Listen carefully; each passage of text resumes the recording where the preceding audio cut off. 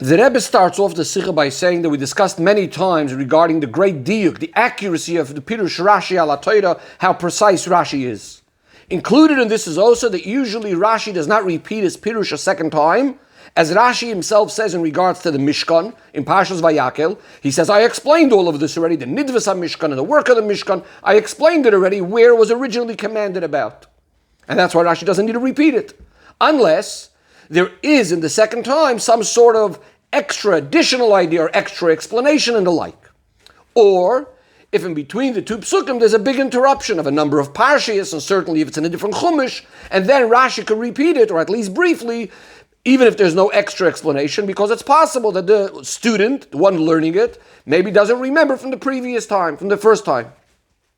But certainly when we're speaking about within one parsha itself, it's not logical to say that the student would forget what he just learned or Rashi just explained a few psukim earlier. And therefore, usually Rashi would not have to repeat what he just said again unless there's some sort of new chiddush, new explanation. According to this, we need to understand in our parsha, we find Rashi seemingly explains the same thing twice. So we first have a pasuk, V'shalachti lefanecha malach, Hashem says, I'm going to send ahead of you a malach into Eretz Yisrael, V'geirashti, I'm going to drive out the Knani, the Amoiri, the Chiti, the Prizi, the Chivi, and the Yevusi. Rashi quotes the words V'geirashti es HaKnani, V'goimer, and he says, Shisha umoisein, there are 6 nations, V'hagirgoshi, what about the 7th one, the Girgoshi? The Girgoshi left Amad upanim epneim, he left from in front of the Yidden, Me'elav on his own. Then comes a little bit further, the next pasuk, a pasuk and a perek further, but not too long afterwards. The pasuk says, Hineni goyrish mi panecha so Amoiri aknani. Hashem again says, I'm going to drive out the Amoiri, the Knani, etc. Rashi quotes the words that so Amoiri goymer, and again seemingly says the same thing. He says, Vav umos yeshkan, there are 6 nations here. Ki agirgoshi amadu panim epnei, because the Girgoshi got up and left from before them. So therefore the question is, it's not understood, why is Rashi repeating the same thing a second time?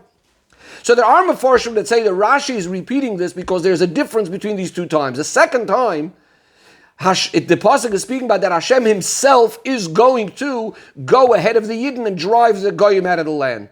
Not through a malach, as was originally going to be, which is discussed in the first pasuk. And this is what Rashi is explaining, that nevertheless, in regards to this detail, there's still no difference. That even when Hineni Garish Barecha, when Hashem is driving the Goyim out, nevertheless, the first 6 nations are not going to be just automatically leaving the land without any war. It's only Girgoshi that's going to be leaving on their own, just like in the case when V'shalachti lefanecha malach, when a malach was going to lead the Yidden. But the Rebbe says this is not so smooth, it's not so easy to accept this, for 2 reasons. Number one, this idea that the whole chidush is that the 6 nations are not going to leave themselves, even when Hashem is going ahead of the Yidden, Rashi doesn't say that. All Rashi is saying is why the pasuk doesn't mention Girgoshi. But that aspect why Girgoshi is not mentioned, we would have understood, and even more so with a kolshkein, from the fact that Rashi told us in the previous time, when the Malach was going to go, that Girgoshi is leaving on their own. So certainly now, if Hashem is going ahead of the Yidden, then the Girgoshi is going to leave on its own. Point number 2. If the pasuk would have said that the Yidden are going to need a wage war, and they're going to win the war because Hashem is going with them, so then we can understand this way of learning that even though Hashem is going with them, nevertheless, they're still going to have to fight the 6 nations, and only Girgoshi is going to leave on their own. But let's look at the pasuk. The pasuk is actually saying, Hashem is saying, I'm going to drive out the Amoiri, etc. We're not speaking about any waging war over here at all. On the contrary, the Rebbe says, furthermore, the simple reading of the pasuk sounds like that we're speaking about it's going to be on a much higher and better way of kibush, of conquering. That Hineni Garish Hashem is saying, I'm going to drive them out.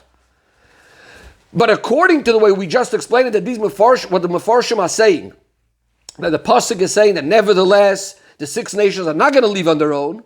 According to then the whole emphasis of the pasuk is exactly the opposite of what we are trying to understand. That the pasuk is coming to tell us something great. Hashem is going to drive these nations out, and now we're saying no. There's still going to be the 6 nations we're going to have to deal with. The Rebbe says the question becomes even stronger of why Rashi is repeating this. If according to Rashi this does need clarification, why it is that the pasuk mentions only 6 nations when we know that there are 7 nations, then where should have Rashi told this to us? Rashi should have told it to us the first time the Torah tells us about this idea of 6 nations. And Rashi should have explained this earlier. And the Rebbe says, in fact, we find it a few times earlier already. In Chumash Shmois. We find it twice in Parsha Shmois, once in Parshas Mishpatim, and yet Rashi doesn't say anything. So the Rebbe says like this. In Parshas Mishpatim, we could answer in the following way. Why Rashi doesn't say it there. Why? Because in Parshas Mishpatim, where it speaks about the 6 nations, the pasuk says over there, Hine anochi shaleach malach lefanech, I'm going to send a malach ahead of you. And Rashi over there says, right over here, the Yidden are already being told what's going to eventually happen, that they're going to sin, and that the Shekhinah is saying that I'm not going to go with you, a malach is going to go. And when does that all happen eventually? That happens actually in our parsha, in Parshas Sisa, where Hashem says, as we quoted before, V'shalachti lefanecha malach, that I'm going to send a malach, because I'm not going to go with you. Since over there, Rashi is telling us that we're going to be learning about this idea when this happens later, about that it's going to be a malach, etc. And where is that? That's in Parshas Kisisa. So again, when in Parshas Mishpatim, it says, Hini anochi shaleach malach. Rashi tells us this is going to be happening later in Chumash, and that's the pasuk in our parsha. So we could say that Rashi is relying over there in Parshas Mishpatim also for this detail of why there's only 6 nations, that we're going to see what it says in this parsha, where there are 6 nations mentioned, and here, as we said, Rashi is explaining why there are 6 nations mentioned. So that could maybe be a reason why in Parshas Mishpatim, Rashi didn't need to mention why there's only 6 nations. But the first 2 times in Parshas Shmois, where the pasuk enumerates 6 nations and leaves out Girgashi, the question then is, why does Rashi not say anything over there? The Rebbe says we also need to understand some differences between the 2 Rashis in our parsha. So the Rebbe now makes a few comparisons. The Rebbe says the first time, in the first pasuk, Rashi says, Shisha umois hein, they are 6 nations. The second time Rashi says, Vav umois yesh kan, there are 6 nations over here. Point number 2. The first time Rashi says, V'ha-girgashi, and the Girgashi left on its own. The second time Rashi says, Ki ha-girgashi, because the Girgashi left. Third difference. The first time Rashi says that the Girgashi left in front of the Yidden, me'elav, on their own. The second time Rashi says that they left, but Rashi doesn't include this word me'elav, on their own. And finally, says the Rebbe, the first time in the what Rashi quotes from the pasuk, Rashi quotes V'geirashti es HaKnani. He quotes the word V'geirashti, that I'm going to drive them out. Whereas the second time Rashi just starts with Es Hoem Moiri, etc. But he doesn't include the words of the pasuk that Hineni Goirish Mipanecha, that Hashem is saying he's going to drive out the Goyim. Says the Rebbe, the difference between the psukim in our parsha and the psukim of Parsha Shmois, as well as the truth is there's a pasuk in Parshas Boy that also enumerates a few nations. The Rebbe doesn't really go into this pasuk in Parshas Boy over here, but in some of the footnotes the Rebbe does. But there is 5 nations mentioned as discussed in one of the footnotes. But anyways, back into the Sicha. So the difference between the psukim in Parshas Shmois, where there's 6 nations mentioned, and our parsha, says the Rebbe is really a very simple difference. In Parshas Shmois, we're actually not discussing the nations per se, the nations on their own. What we're speaking about there mainly is about the land where the nations live. The pasuk is saying that Hashem is promising that the Yidden are going to be taken out of Mitzrayim and being brought El Eretz Toiva Rochava, to a good and spacious land, the land flowing with milk and honey. The pasuk says El Makoim, to the place where there are the Knani, the Chiti, the Amori, the Prizi, the Chivi, and the Yevusi. Or the other pasuk, a similar pasuk, where Hashem says, "For Oimar, I have said, I'm going to take you out. Mitzrayim, from the affliction of the Mitzrayim, and I'm going to take you El Eretz, to the land of," and again mentioning the nations, El Eretz Zavas Chalavadosh, to a land flowing with milk and honey. So again, we're not speaking about the point of the nations themselves, we're speaking about the land that they live on. It says the Rebbe, therefore in Pshutei Shel Mikra, there's no question over there why not all 7 nations are being mentioned, because that could be understood from the simple reading of the pasuk. The pasuk starts off and emphasizes, we're speaking about that Hashem is taking them to a land flowing with milk and honey, a good and spacious land. Says the Rebbe, that's why you could simply say why only certain nations are being mentioned, only 6 of them and not the 7th, not Girgashi, because this idea, this special milis of Eretz Yisrael, the Zovas, Cholav, Dvash, etc., is primarily in the place of those 6 nations and not the 7th nation. And therefore, the place of the Girgashi is not being mentioned. Whereas when it comes to our Parshas Ki Sisa, where we're not speaking about the land, we're speaking about the fact that it's going to be the chasing out, the downfall of the nations themselves. As the pasuk says, "V'shalachti lefanecha malach," I'm going to send a malach. "V'geirashti es haKnani," I'm going to drive out the Knani. And similarly, the other pasuk. So obviously, Rashi needs to explain why Girgashi isn't being driven out, why it's not being mentioned. So that's the general difference of why here Rashi even needs to explain anything. Now, within the 2 psukim itself, within our parsha, says the Rebbe again, there's a difference between the first pasuk and the second pasuk. And this difference is indicated in the words that Rashi himself quotes from the pasuk, which was one of our questions, why Rashi the first time quotes the word V'geirashti and the second time not. Says the Rebbe, the first time Rashi quotes the word V'geirashti es haKnani, because it's speaking about how Hashem is going to give over the nations into the hands of Bnei Yisrael. He's going to chase out the Knani and so on. So immediately we need clarification, we need explanation. The pasuk is only enumerating 6 of the nations. How did the Yidden actually get rid of the 7th nation? What happened to Girgashi? And therefore Rashi says, yes, Shisha Umoy saying there are 6 nations. And the V'geirashti, when the pasuk says I'm going to drive them out, we're going to have to deal with them and take care of them, is only dealing with 6 nations. Why? Because the 7th one, Amadu Panam Epnei Me'elav, actually got up and left by themselves. So there's no need to drive them out. So Rashi again emphasized the word V'geirashti because all that we're going to need to drive out is 6 of the nations. The 7th one left by themselves. What about the second pasuk? The second pasuk, this idea that the nations are being driven out, is actually coming in a bit of a different context. It's coming in continuation where the pasuk starts off by saying, Shmar l'cha, guard yourself. Eis asher hineni mitzavacha hayoim v'goymer, what I'm commanding you. There are various different commands over here, how we shouldn't make a covenant with these goyim, etc., etc. So it's coming as an introduction. In other words, as part of this introduction to all of these things that we're going to be commanded, of what we should be watching ourselves.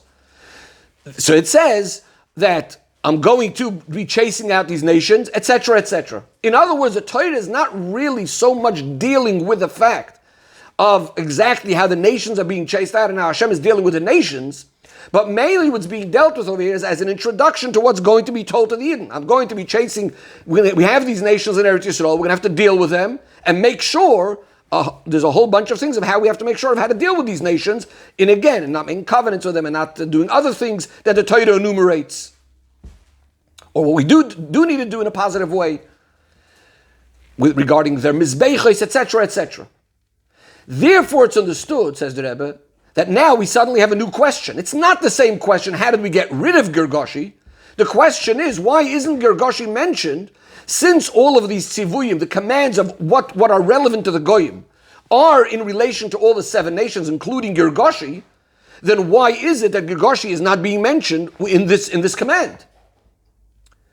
Says the Rebbe, we cannot say that the reason Girgashi is not being mentioned is because since it says, Hineni Goyrish M'perech, I'm going to drive them out, and we just learned already in the earlier pasuk that Girgashi had left on their own anyways, and therefore the pasuk doesn't mention Girgashi because Girgashi is not one of those ones that are going to be driven out. So it's because of the words Hineni Goyrish. There's no point in mentioning Girgashi. So the Rebbe says we can't say that for 2 reasons. Number one, then you could ask, the pasuk shouldn't have said the word Hineni Goyrish, which wouldn't be able to include Girgashi, and then you had no problems. You would have no question. In other words, if the main point of the pasuk is mainly coming to warn about how we need to deal with certain things related to all the nations, the pasuk should have just used a different a word which could have included Girgashi. You don't have to not include Girgashi just because you said the word Hineni Goyrish. So use a different word. More importantly, says the Rebbe, in our case, The Rebbe says, actually, even if you use the word Hineni Goyrish, that could even apply to Gergashi as well. Again, even though they left. Why is that? In the previous pasuk, when it said V'geirashti es Aknani, there it's understood why V'geirashti clearly does not include Gergashi. Since that pasuk is mainly speaking about the way the nations are going to be chased out of Eretz Yisrael. That's the main chiddush, that's the main point of that pasuk. And therefore, clearly Gergashi cannot be included in the chasing out of all the other 6 nations, because then we would have thought that they're all being chased out in the same way, they have to fight them and so on. But again, in our pasuk, the point is not so much about the goyim being chased out and how they're being chased out. That's just being mentioned, by the way, again, as an introduction to the commands that we have in connection to the goyim. So it says the Rebbe, so since we know already from earlier anyways that Gergashi is leaving by themselves, so we could actually now use the term Hineni Goyresh even regarding Gergashi. Why? Because since Hashem could chase out the nations in a number of different ways, including the fact that one of them could be terrified and run away by themselves, so fine, so all of that can be included in Hineni Goyresh Mipanecha, that Hashem says, I'm going to drive them out. Fine, some of them are going to be driven out one way, some of them are going to be driven out the other way, but that doesn't impact the rest of the tzivuyim, the rest of the commands that were being given in connection to these nations. So therefore, we're back to this idea that the question then is, so why isn't Gergashi being mentioned? And this is why Rashi comes along and says that the reason why the 6 nations are being mentioned and not Gergashi, says Rashi, because there are 6 nations, yesh kan, there are here. Just to clarify, usually we would learn the words yesh kan, we would think yesh kan means in the pasuk there are 6 nations. What Rashi is saying is that right now when the Yidden are coming into Eretz Yisrael, who is living in Eretz Yisrael practically? The inhabitants of Eretz Yisrael, yesh kan, there are only 6 nations here currently. And therefore we understand why the commands in the continuation of the parsha of not making a covenant to those living in the land and breaking down their mizbeches, etc. We understand that's why it's being commanded only regarding these 6 nations. Because there's no need to tell it to us about Gergashi, because practically they're not here. Ki har Gergashi amadu panim b'pnei, because the Gergashi left. Now we're going back to one of the diyukim that we spoke about before. We said, why does Rashi say over here, Ki ha Gergashi? Because the Gergashi left. Not like in the earlier pasuk which says, Vi ha Gergashi, and the Gergashi left on their own.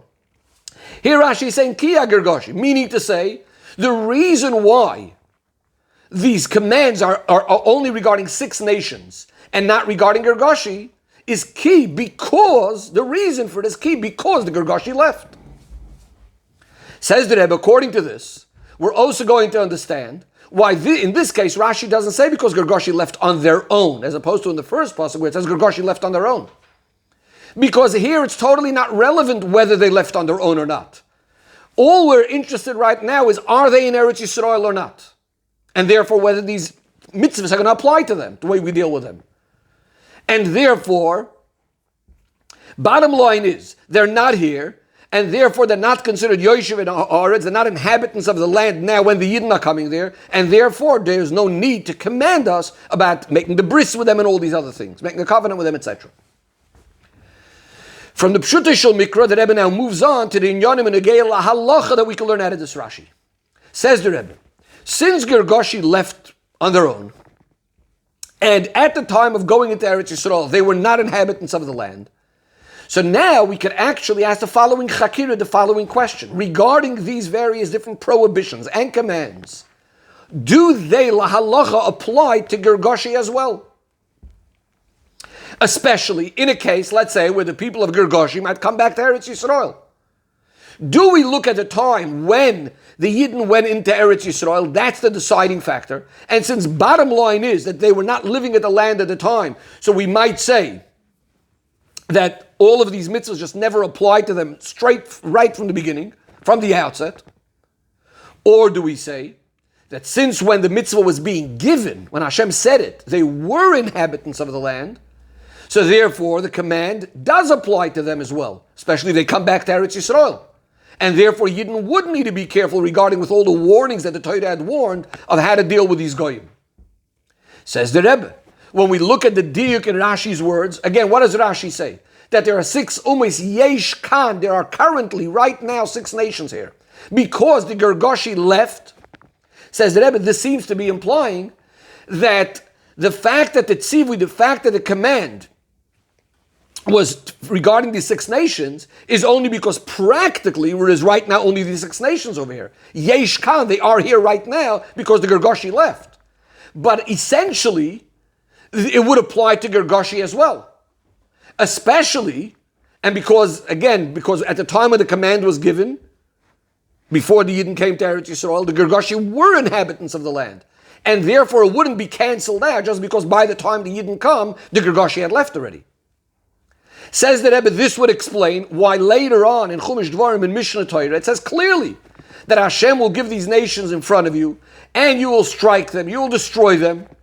And don't make a bris with them, and don't be graceful to them, etc. Don't marry them, break down their mizbechos. And this says all clearly regarding all 7 nations, including Gergoshi.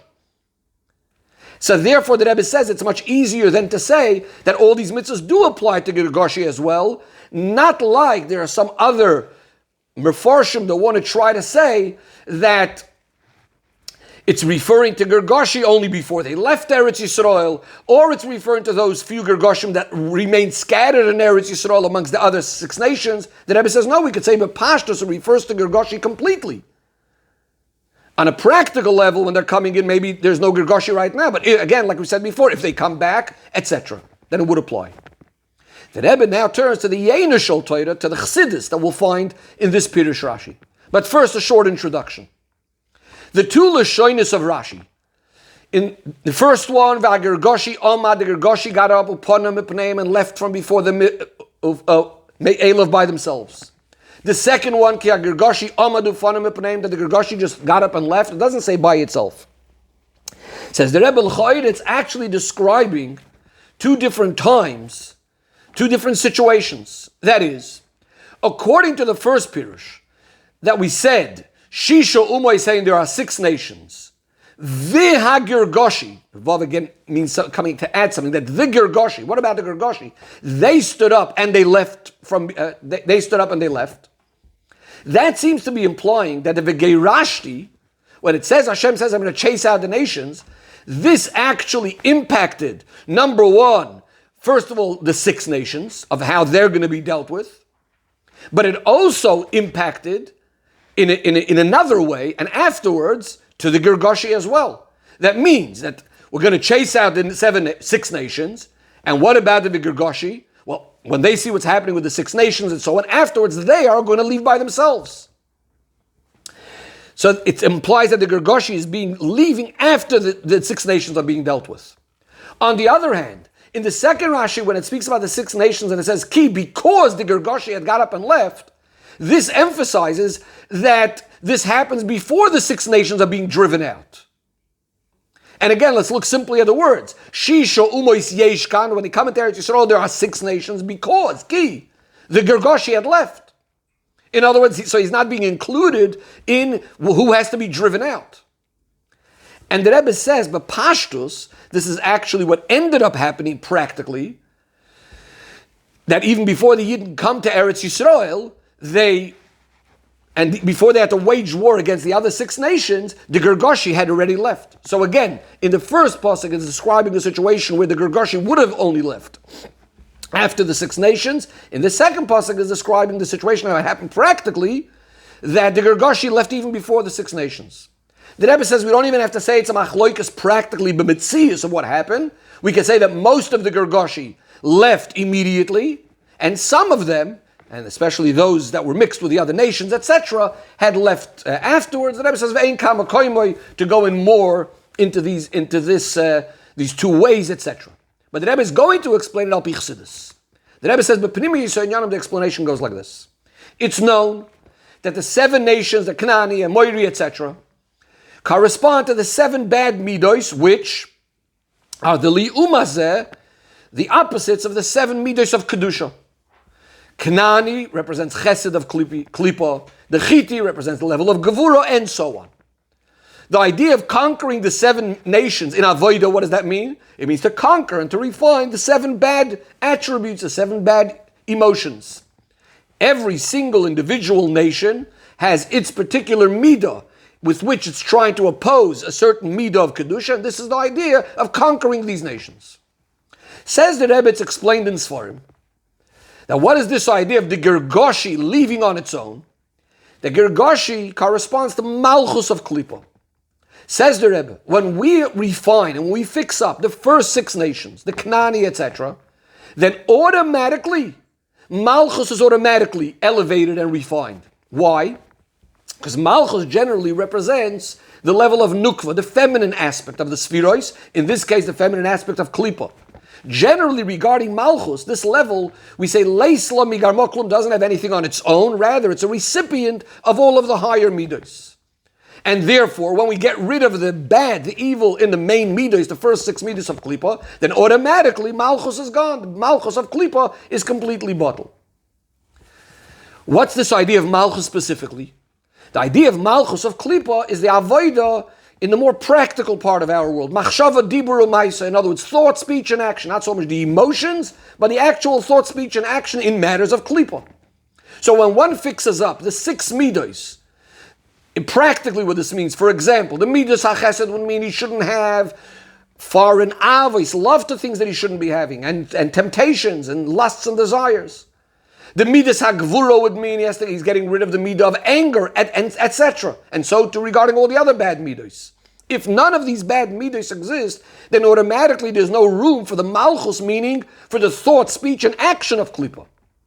Because the thought, speech, and action are always going to be a result, an outcome of the midos. A person thinks and speaks and does based on what he feels inside, what's coming from his midos. So this is one way of looking at it, that we find all the midos, and then as a result of that, there's no malchus, there's no issues anymore with thought, speech, and action.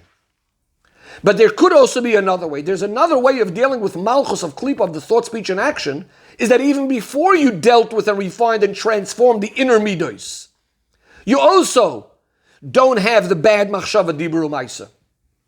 In other words, you're conquering your Yetzer Hara, and you're making sure that it doesn't express itself in bad thought, speech, and action, similar to the avodah of a Beinani. What's a Beinani? So on the one hand, all of the bad in the left side of his heart is still as strong and as powerful to have the taivas to all pleasures of this world. Nothing changed at all. He has it full force. And yet, what does the Alter Rebbe tell us in Tanya? He overcomes it. He rules over the Ra, that it shouldn't actually come down practically in his thought, speech, and action. So again, we have these two ways, either that the thought, speech, and action are being bottled because the midos were taken care of, or the midos might still be in full force, but he has control over his machshava dibur u'maisa. Says the Rebbe, this is going to be the difference between these two pirushim and Rashi. The first pirush is speaking about the regular order of going into Eretz Yisrael. In other words, if we speak about, let's call it the correct or the orderly fashion of how it normally happens in the regular state of things. So what happens is the way we're dealing with it, with the 7 nations, the 7 bad midos. So here the order is v'geirashti es haknani. In other words, dealing with the 6 nations, the 6 midos. And if the 6 midos are dealt with, then yes, then automatically, as Rashi says, me'elav, automatically gergoshi, the machshava dibur u'maisa are going to be gone. The malchus won't be there anymore. The thought, speech, and action which come from the 6 bad midos will be gone. But in the second pasuk, the pasuk is speaking about what ends up happening practically as they go into Eretz Yisrael.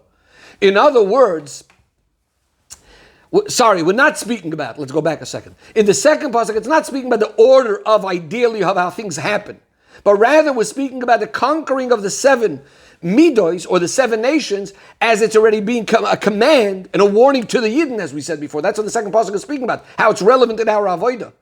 And when we're dealing with our practical avodah and Torah and mitzvahs, then first and foremost, we need to be concerned with our ma'isa shayasun, with action, bottom line. And eila shalois yasun, what we're not allowed to do.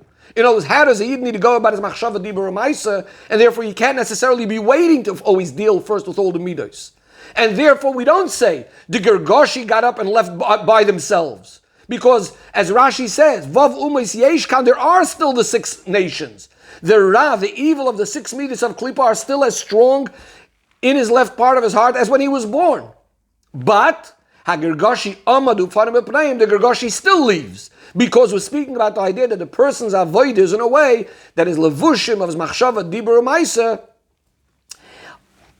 Pano were removed, moved away, and going away, torn away from the bad midas. In other words, not having these bad midas impact them. The Rebbe says another point. The Rebbe says this too, that the fact that Gergashi leaves, because it says, why is Amadu Panim B'Pneim? This is also coming because of the power of the Nefesh Elikis. The level of Chachma, the Nefesh Elikis that's in the mind, that gives the koyach, that the foolishness of the Klippa, the Sitra Achra, in the left part of the heart should go away. As explained in Tanya at length regarding a Beinani. And therefore here we say, Amadu Panim Epneim, in other words, it's getting up and going away, simply in the passage from before the Yidden, but in the way we're translating it now, it's going away because of the Kedusha of the Nefesh Elikis. So again, the Midas may have not gone away, but even when we speak about Machshava Dibur Ma'is, it's going away because of the power of the Yidden, of the Kedusha of the Nefesh Elikis, etc. Says the Rebbe, what did the Pasuk say over here? Shmar Lucha, that's the way it all started. It's starting with warnings for the Yidden. Because since Vav Umois Yeshkan, since the 6 nations are still here, the Midas are still here, so therefore there needs to be the special guarding and protection that they shouldn't impact the 7th one, the 7th Midah, which is Levushei HaNefesh, the garments, the Machshava Dibur Maisa, and the limbs of his body, etc. Says the Rebbe, this avoid in refining all 7 Midas is the Hachana, is the preparation for the conquering of ultimately all 10 nations, which would also include the highest spheres of Keser, Chochma, and Bina, which practically is going to be by the Gula Amitas Vashlema. When we're going to have the land of not only the 7 nations, but also the 10 nations, Keni, Knizi, and Kadmoni as well. So we're going to have the complete Eretz Yisrael. As the Pasuk says, Yarchiv Hashem Alekecha es Gvulcha, Hashem is going to broaden your borders. The Karev Ma Meshayidei Mashiach Tzidkenu.